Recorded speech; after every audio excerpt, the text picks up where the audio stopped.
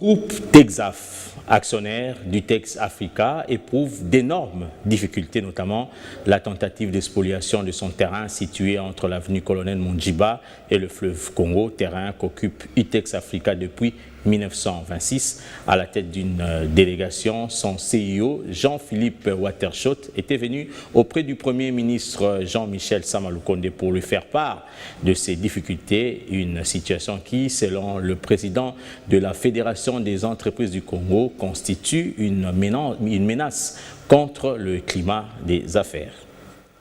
Cette délégation, c'est la délégation du groupe Texaf. Je crois que vous connaissez, c'est l'actionnaire de Utex Africa, qui est une des plus vieilles sociétés étrangères installées en RDC depuis 1926. Le groupe Texaf est ici. Si nous sommes venus voir le Premier ministre aujourd'hui, c'est que nous sommes confrontés à un problème grave qu'on n'arrive pas à résoudre depuis plusieurs mois. Le groupe Texaf est victime d'une tentative de spoliation des terrains du Tex Africa.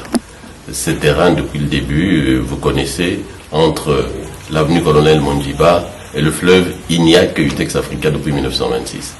Mais il y a des personnes privées, sous couvert d'un arrêté que nous estimons illégal du ministère de l'Urbanisme, sont venus casser le mur de clôture du Tex Africa avec un engin lourd, casser le mur le long de la rivière Makelele pour de force commencer un lotissement.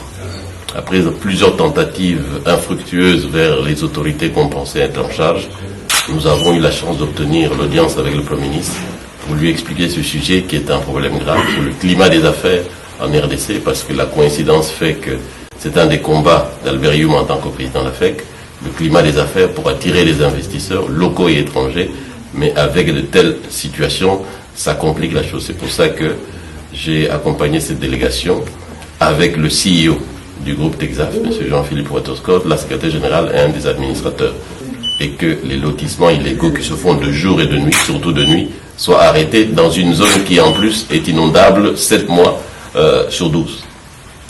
On a reçu un très bon accueil. D'ailleurs, je dois d'abord insister sur le fait qu'il nous a reçus très rapidement. Ça montre sa disponibilité pour le monde des affaires et je le remercie pour ça. Et deux, il nous a promis une réponse très rapide sur un sujet qui le préoccupe, qui est une des priorités du plan d'action du gouvernement, le secteur immobilier foncier.